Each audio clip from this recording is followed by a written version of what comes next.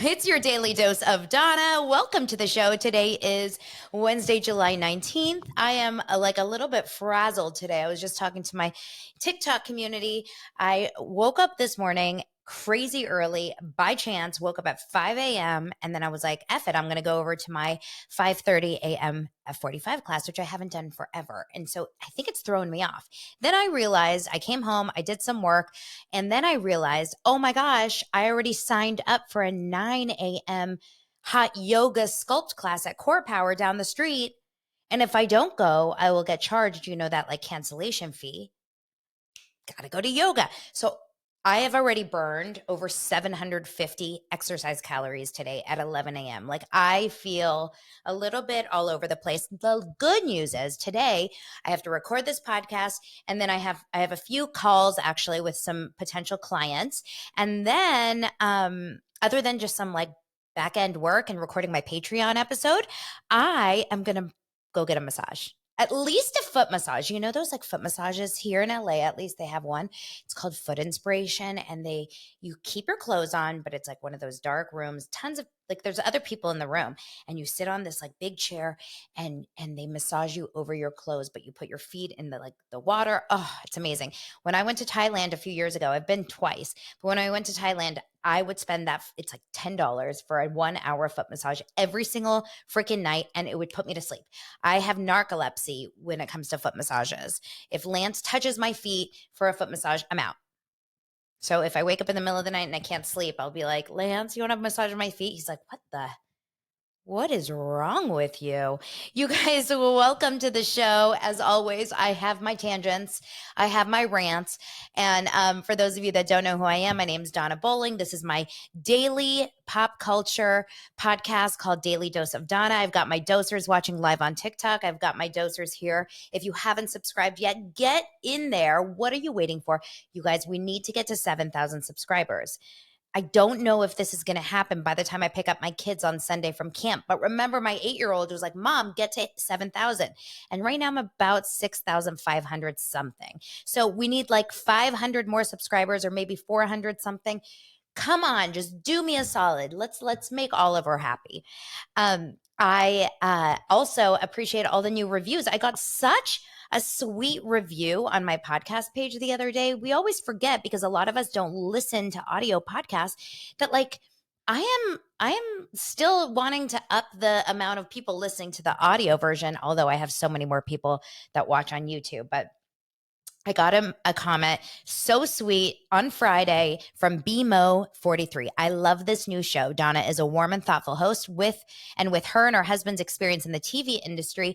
I am learning a lot from the details she points out. Love the show too because she gets to the issues in 30 minutes since I don't have time for the hour plus episodes of other reality TV podcasts. You should give the show a shot. So sweet. This is actually the goal for me to do for you is I know that like some of my dosers are like, we want more. That's why you sign up for the Patreon. You get an extra episode every week plus more. And the links are below. But if you just want that 30-minute hit, right? It's a 30-minute dose. It's like get in, get out. Because I'm like you. I'm busy, but I constantly am listening or watching YouTube and listening to podcasts or watching YouTube. But every time I see something that's like an hour and 45 minutes, I'm like, no way. I do not have an hour and 45 minutes to recap 1 hour of a TV show. No, not me. I like to keep this in 30 minutes. So thank you guys for being here. Okay. So yesterday I spoke all about Bethany and Jill. I had a TikTok that took off because I spoke honestly about the fact that it was a very hard listen to listen to the Bethany and Jill podcast. Apparently, more people, a lot of people agreed with me on this one. So if you were watching this, I saw a lot of comments yesterday saying, I agree. It was not to bash Bethany. There was no bashing of Bethany here, but I just think some people are really good in conversational format. And I listen to podcasts all the time, like I said, and some people are made for a solo show and some people are made for two. And Bethany, if you like Bethany, you can really only hear her in a solo manner. If you like her in if you don't like Bethany, you're not going to want to hear her at all. But if you do like Bethany, then it's going to be hard to hear her with other people. It feels very overpowering. Like, let me get my voice in. There's such power in listening, such power in listening. And if you go back to any of my episodes that I do with guests, which I don't do often, but like I did an episode with Dave Quinn, who, the author of Not All Diamonds and Rosé, go check out that episode on Friday of last week. If you notice, I talked over him like maybe 2 times by mistake, because I will let him say his point. Even if I have a question about it, it's like, hold on. Okay, but what about, but it's almost like this need for, no, I need to be right. No, I need to be, no, let me get in and then the best part, there was one part of the podcast where I like visibly rolled my eyes. I was like, because Jill was explaining something, then Bethany kept cutting her off, then Jill was explaining something, Bethany kept cutting her off, then Jill cut off Bethany, and then Bethany cut off Jill, and then Bethany had the balls to say to Jill, no, Jill, slow down for the people that don't really understand what's going on, slow down. I was like, read the room. I'm so interested to know like what's going on really with Paul, her fiance, and her. I mean, I think they really do love each other, but like, does Paul have a job? I know he used to be a producer, but is his job now just producing her? I'm very interested by that, but she blocked me on TikTok, so we'll leave it at that. OMG. Let's talk about a throwback to some shows that I used to watch all the time, and now I like find that they're coming back in my feed. Number 1, Jon and Kate +8. Are you guys seeing all this stuff in your feed on page 6, etc., about like this new Vice TV show that's coming out that's called The Dark Side? What is it called? I have it pulled up. It's called The Dark Side of the 2000s. I'm like, oh, okay, up my alley. The Dark Side of the 2000s. So Jon and Kate +8 is like, the first episode is basically called Jon and Kate +8 Family Circus. I know that they're going to have other episodes about all kinds of other things. I saw something about Howard Stern, this and that, but I am so interested in watching this. It's a crazy story, actually, if you think about it. I grew up watching Jon and Kate +8. I don't remember when that show aired. I mean, I'm 42, so like do the math. I don't remember. But from that day, I mean, what's crazy is I loved it. Like, loved those first couple episodes or those first couple seasons. Like, I thought they were so cute. But when you watch it back, like as an adult, like a fully formed adult, you're like, oh, she's literally awful. She's literally the most awful person in the entire world. He's pretty bad too, because remember, he became like a DJ and this and that. I mean, they're all over the place, but I do really truly feel like he got himself involved in a situation that he couldn't get out of. And for some reason, I get this feeling. Like, I watched a scene the other day. I don't know if it was Danny Pellegrino who was talking about this, but like, he posted a scene where she was sitting and she was just losing her mind over the way he was breathing during an interview. So they're like sitting next to each other. Remember those cheesy, actually Sister Wives still does it. These like horrible basement, awful, depressing interview backgrounds. Like my husband, Lance, that's what he does. He shoots interviews for a lot of these shows. Like that's pretty much his majority of his like job on these shows, like Dancing with the Stars or all those reality shows that you watch. And so he sets them up, like he makes sure the lighting is good and this and that. He's always in shock when he walks into me watching Sister Wives or like a Jon and Kate or one of those TLC shows. Like it looks so, I mean, it's crazy. It's like they had $7 at the local Joann's and they were like, go create a set. It's shocking. So anyway, so Jon and Kate would sit there in this tiny ass love seat, and her, remember her hair looked like this? Like she had the front of her hair looked like this, and then she just had like a whoosh. She was like a Snooki, but didn't have any hair down here. And then she had this. And so she goes, Jon, why are you breathing like that? And he's like, what? I'm just breathing. Just she embarrasses this man so badly on public TV that when she yelled at him the original Karen, you guys are so funny. When she yelled at him in the market, do you guys remember? Jon! Like, and then when she like berated him for not sweeping properly or for giving a kid, peanut butter or gum or something, like it is insane. Ray is so funny. She says, sounds like me and my husband, which is going to bring me to another story in just a moment.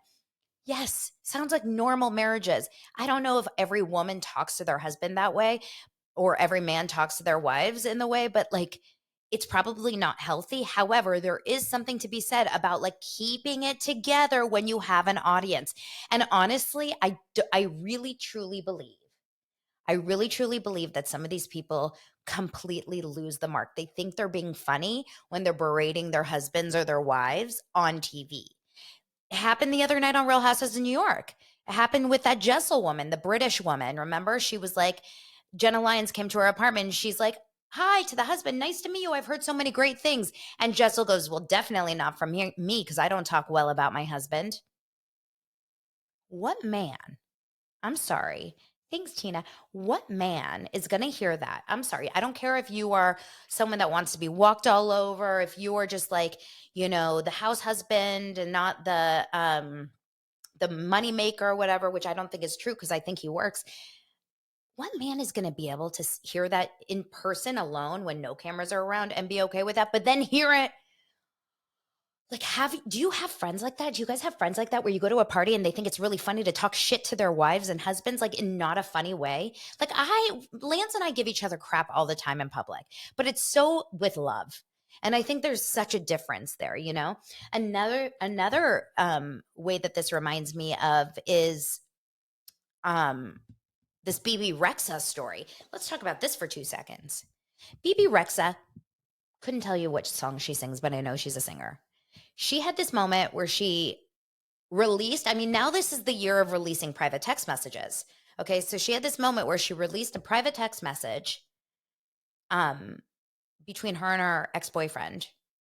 And the text message is apparently to make him look bad, because what it's supposed to do is like, oh my God, I can't believe he would ever say this to you. And this is what the text message is. Ray goes, who? I don't know who she is either. I think I'm too old, 42. So like, do we know? So the text, she shares a text appearing to show the boyfriend calling out her weight gain. I don't know if this is an ex-boyfriend. I don't really know. It says boyfriend. And this is what it says. Okay, singer Bebe Rexha has taken to Instagram to share a text message she received criticizing. Yes, she got hit by a cell phone at a concert. That's right. She sings, if it's meant to be, it will be in the name of love. I don't know that song. I wish you could sing to me in the comments. So basically, this is the text. And I really need to know if you guys think this is crazy. And if you do, this is probably not the show for you. Hey, he writes this. Hey, I never said you weren't beautiful, and I never said I didn't love you. In fact, I said how beautiful you are and how much I love you. But I always said I would be honest with you, and your face was changing, so I told you it was. That was the conversation we were having, and you asked because I care. Would you rather I lied to you? You gained 35 pounds. Obviously, you gained weight and your face changes. Should I just pretend it didn't happen and that it's okay? Come on, I gained 3 pounds, and you call me chubs and fat. Doesn't mean you don't love me. If you're trying to find reasons to break up, this makes sense, but it's not the real reason. If you're unhappy with me, yourself, with life, and don't see a future with us, then that's okay. And that's the reason. Don't use something like that to weaponize your anger or anxiety or any insecurity you may have. I always found you to be beautiful. I loved you no matter what. I think it's important for you to think about these things and write things down, speak to a therapist, and do this retreat thing to get to the root of the problem. Let me know if you'd like to speak if you need more clarity. Love you. If Lance sent that text to me, even if he hurt my feelings by telling me that I looked like I gained weight, I would truly be like, okay, maybe I'm like a little too sensitive here. He always said I would be honest with you. I always said I would be honest with you. I don't know, you guys. People are too serious and too sensitive.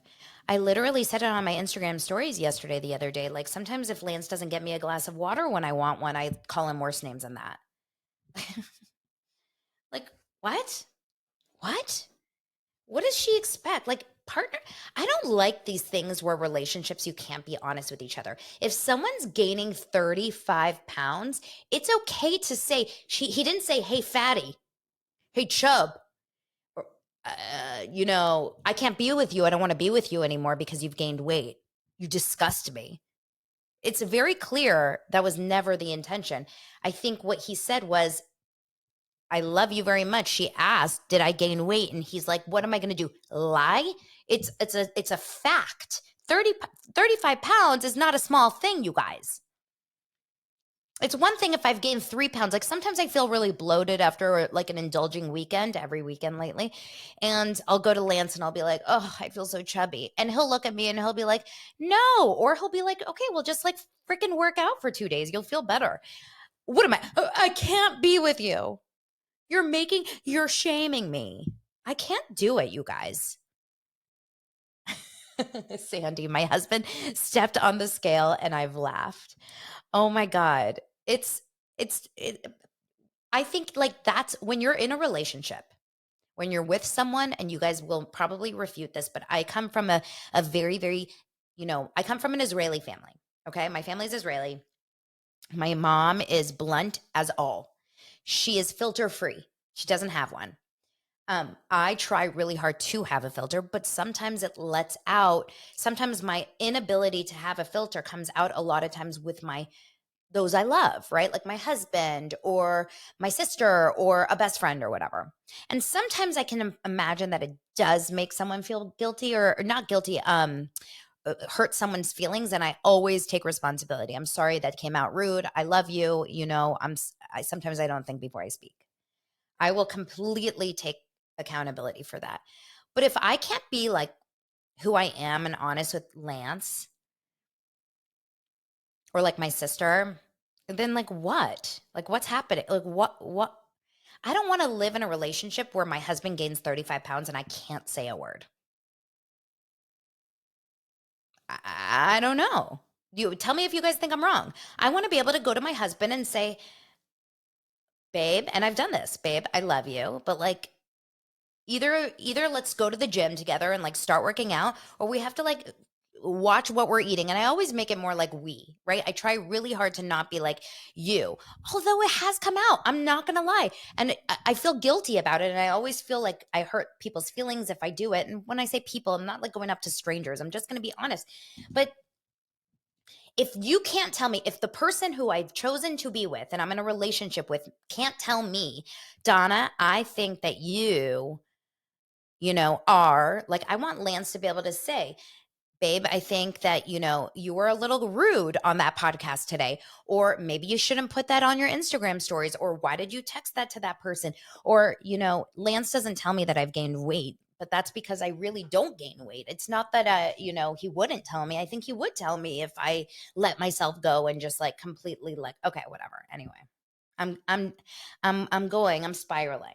I'm trying really hard to stay positive and PC. And I just exactly what Ray just said. There is a difference between fat shaming and honest, loving talk. How about asking why the person is gaining weight? 35 pounds is a sign of an emotional problem. And he kind of did. He's like, why don't you like write some of these things down or talk to a therapist so we can get to the root of what the issue is? God, you guys, it's like, it's really tricky. It's really tricky. Okay. Do you watch Teen Mom, or am I the only one stuck in 2003? I caught. Okay, I have PCOS too, by the way. I have PCOS too. She should get on metformin. I used to be on that. I can't watch Teen Mom. It's one of those shows that I used to watch like obsessively back in the early days, and then I stopped because it made me feel gross. Do you know those shows like Catfish also did that?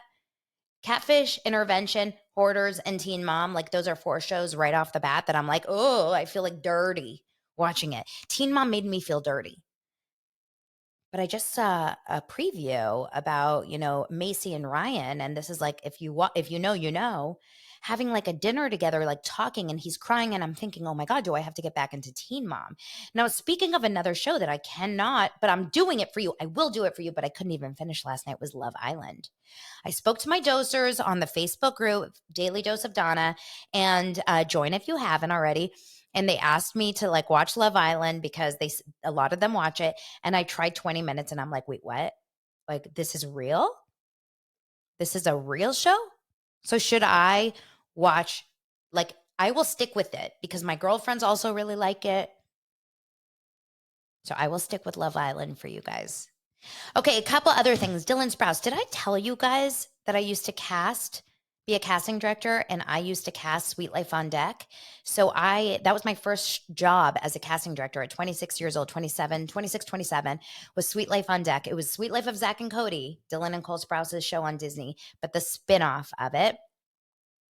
And I did it for about 3-4 years. So I used to hang out with Dylan and Cole Sprouse. I mean, they were younger kids. I think they were like under 18. I feel like they were like 16, 17, 15 to 18 around that time. Anyway, they used to hang out in my office. I'll tell you guys all about that this week on the Patreon. How about that? I'll go deep into my casting career because a lot of you guys are interested. Dylan Sprouse got married.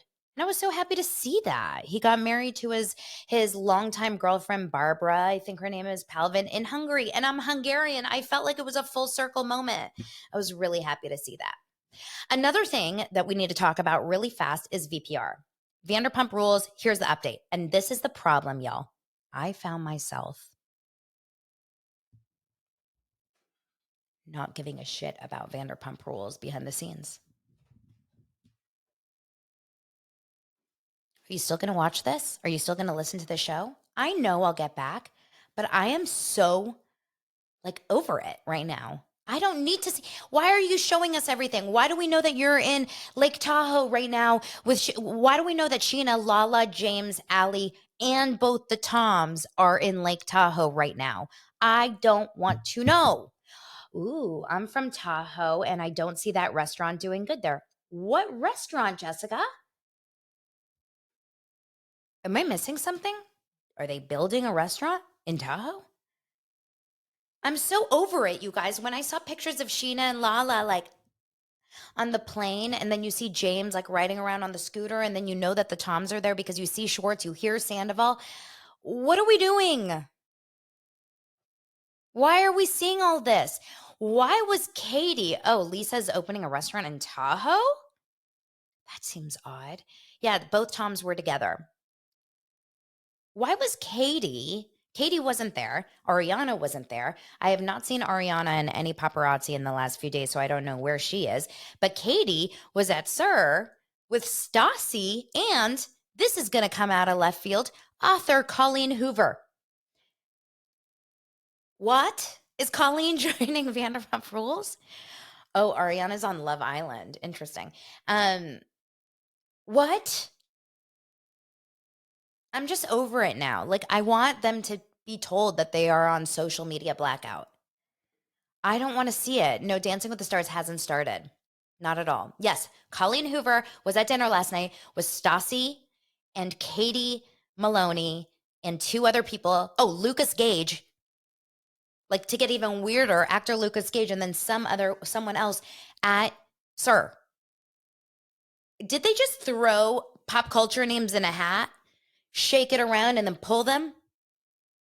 I mean, I know Katie and Lucas Gage are friendly. I know Stassi and Katie are friendly. I know Colleen Hoover is like a boss. How many people here have read Colleen Hoover books? Literally, this woman has written more books than she's sold more books than the Bible. You guys, that's nuts. Colleen is friends with Lucas. Interesting. Is Lucas with his husband still? I haven't heard any different.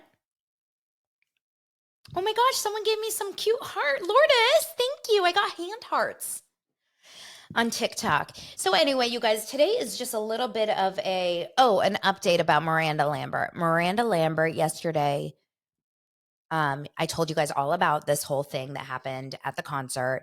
And there's all these people coming back and saying, like, I am on team Miranda over this. I am still not, because this is like clearly a pattern. She's done this over and over and over. Yesterday, she posts a picture on her Instagram feed. She doesn't mention a word about this. And what she's doing is just pretending like she did something for a charity or whatever. And it's called like I think her shirt said like got balls or something. I have no idea. But she's clearly not interested whatsoever with the the issues, like with the problems. That to me is probably what her publicist is saying, like, don't even address it. But if I were her, I would address it. I would say, you know what? I do agree that my emotions got the best of me. At the same time, I'm going to instill a no photography um, rule at all my future concerts. And that would have been a really good way to say, I apologize for acting like this. But yes, she's known to be mean as F. And I've gotten so many private messages from people who know personally, either friends of or know or have seen Miranda Lambert being a jerk. So what is the, wait, did you see my DM about Jill's mic? No, where did you send it, Chris? Is it on Instagram or here? Because I never see. Oh, on the funeral episode, Jill is wearing a mic. Okay. On my TikTok, I never see messages on TikTok. If you guys want to send me messages, always send it over on Instagram at This Is Donna Bowling. Or if you're on the Facebook page, I'm not very good at Facebook messages, but if you're on the Patreon, I definitely see your messages there. Okay, so now I'm learning here that Jill definitely was mic'd at the funeral, but how do we know for sure, Is there a video that shows the mic? Do we have an actual picture? Yes, her audio was clear as day. She has to be wearing a mic. That I don't know if I'll text Lance while we're doing this right now. Lance, for those of you guys that are new here, Lance is my camera operator husband. He knows all about this stuff. Quick question. If you are not mic'd, but the person you're shooting with is, would your audio be picked up?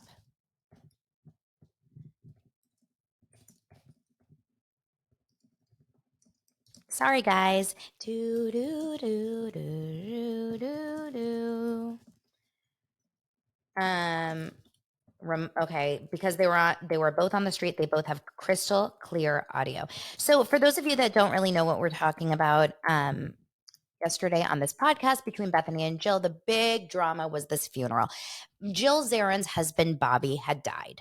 And apparently there was this big back and forth about whether or not Jill knew that they were filming Real Housewives at the funeral. Well, Bethany says that she was told that she did know and that it was approved. Jill says she had no idea that they were shooting. I tend to not believe that Bravo would do that. I tend to not believe that Bravo would bring cameras and just say that right immediately. I mean, to bring cameras to a funeral without getting like the proper approval, it just doesn't make any sense. A lot of you guys are saying that she was lying. Jill had to keep. Okay, so Jill was saying they did not get a release from me. They did not, I was not mic'd. But how do we know? Someone needs to come out from Bravo and answer, because Bethany like attacked Bravo for that. Do you guys remember that? Yes, the confrontational, the entire podcast was an absolute shit show, and we can definitely agree. All right, Lance just joined TikTok. Welcome, Lance. Because I'm still recording the YouTube show and the audio show, I have to keep this going. But can you answer us, camera operator that knows audio, if someone is mic'd on a public street in New York City and the other person is not mic'd, would the other person's audio be clear as day? There's no boom, right? There was no boom because the cameras were far, weren't they? You guys are so funny. Everyone's, hi, Lance, hi, Lance. If they are around someone mic'd, or if there was an open boom mic in close proximity, they were right next to each other on a very crowded street, no boom, and Bethany was mic'd and Jill was not. Camera Lance says they would be able to pick up some audio. Bethany was definitely mic'd. Okay, you guys, we need to rewatch this. Maybe I should play Lance the scene later and we'll do a TikTok about what he thinks.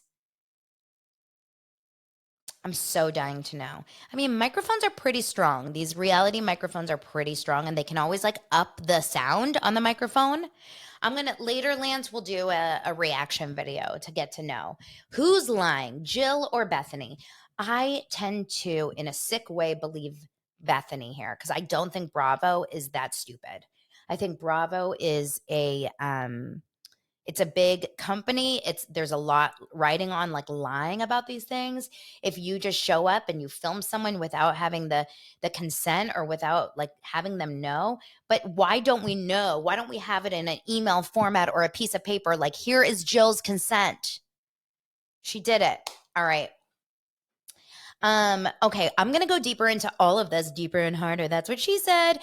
For my Patreon episode later, it will be released either later tonight or tomorrow. So let me know if you guys join the Patreon at the $5 level, you get an extra episode every single week. If you join at the $10 level, you get an extra episode every single week. Plus, you get invited to our very awesome, fun Zoom happy hour. The next one will be on August 18th, Friday, August 18th at 5 p.m. because most of you guys like the Friday idea. Hopefully you can make it. It's super fun. The last time we all got to chat, we all got to know each other. I think Lance will be shooting a show and out of town during that time. So I hope he'll be able to make it, but I'll be able to give you guys some dirt from that. Thank you so much for being here. You guys are awesome. I appreciate you. And we will get more into Real Housewives of OC tomorrow. Apparently, there's a really emotional scene between Emily and her mother, which always is pretty hard to watch. And then we will talk about all the other things because there's always something to talk about. You guys, this is the best part about pop culture. Always something to talk about. There's never a lack of gossip. I love you guys. Have a great one, Dozer. See you tomorrow.